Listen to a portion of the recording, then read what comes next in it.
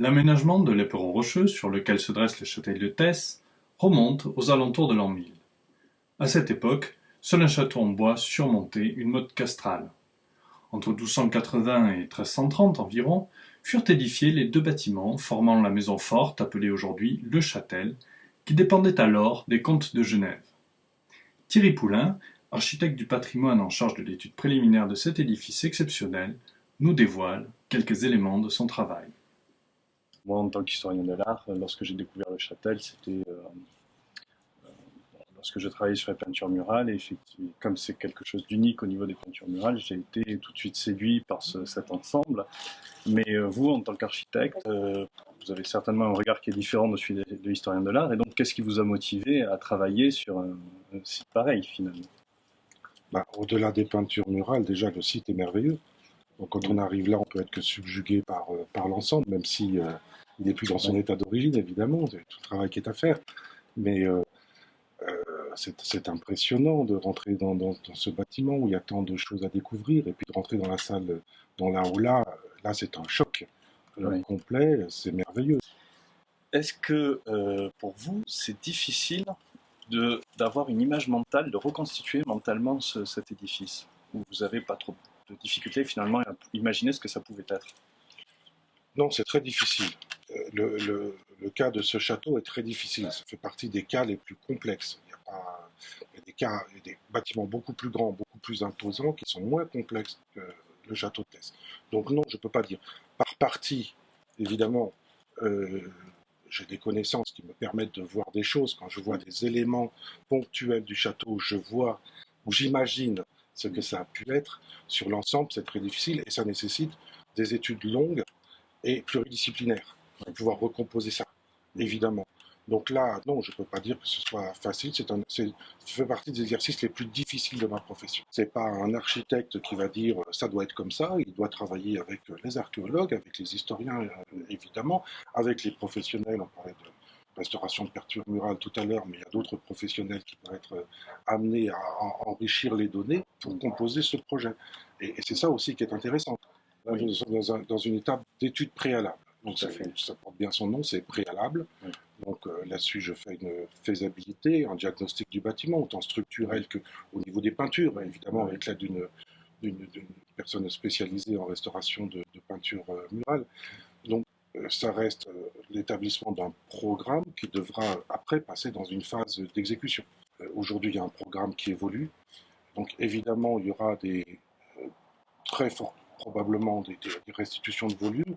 On verra comment on les met en œuvre. Pour l'instant, encore une fois, ce n'est pas déterminé. Ce sera peut-être du remontage de pierres de taille ou de maçonnerie de moellons de pierre, peut-être des interventions plus contemporaines, mais en tout cas, il y aura des volumes à reconstituer parce qu'il en manque.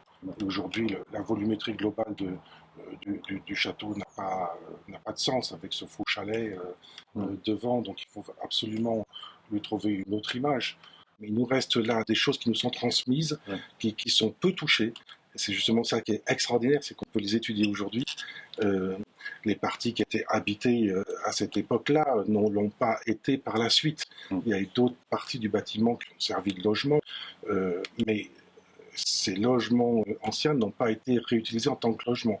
Pièces de stockage, etc. Donc ça nous est parvenu dans un état remarquable, même si c'est usé, même si il y a un tas de travaux de structure à faire pour qu'on le maintienne pour les générations futures. Mais on a un objet là, un objet d'étude à mettre en valeur et à ouvrir au public absolument formidable. Oui. Votre but, c'est quand même de faire rêver le spectateur qu'il arrive là et qu'il se sente un peu entré dans un bâtiment et dans un contexte aussi, parce que tout le paysage autour, un peu Bien comme sûr, s'il rentrait dans le bâtiment médiéval. Bien sûr. Alors le faire rêver, mais je dirais alors le faire rêver scientifiquement. Oui. Et pas lieu de faire un Disneyland ou oui. voilà. Donc on ne doit pas faire du faux, mais il faut le faire rêver de façon culturelle et scientifique. Oui. Votre rôle sera aussi de transmettre, peut-être d'essayer de transmettre cette sensation que vous avez quand vous êtes dans un lieu chargé d'histoire et d'essayer de faire sentir cette épaisseur historique aux visiteurs. Je m'y emploie autant que faire se peut. Je fais le maximum. Après, je ne sais pas si j'arrive à le faire passer, mais c'est vrai que moi, c'est un moteur de mon travail. Donc, j'essaye, chaque fois qu'il y a des visites, notamment des jeunes et des scolaires, de faire passer et de leur faire comprendre ça et j'espère que j'y arrive un petit peu. Un chantier comme celui du Châtel de Thèse, qu'est-ce que ça représente dans la carrière d'un architecte du patrimoine? C'est formidable. C'est formidable parce que justement, on part d'un bâtiment où tout est à faire. Bon, là, je ne cache pas que bien souvent, les restaurations sont ponctuelles sur des parties d'un bâtiment, où c'est des restaurations de restauration, comme je disais tout à l'heure, où ça reste très partiel. Là, on a un ensemble à réfléchir, un ensemble à composer, un ensemble à découvrir, à redécouvrir, qui va nous créer des surprises tous les jours. Et ça, pour un architecte du patrimoine, c'est absolument merveilleux de se poser toutes ces questions, de découvrir et une fois qu'on a découvert, de communiquer et d'échanger avec d'autres, avec des confrères, avec des artisans, pour confronter ces données et comprendre les choses. Et ça, pour un professionnel, c'est merveilleux.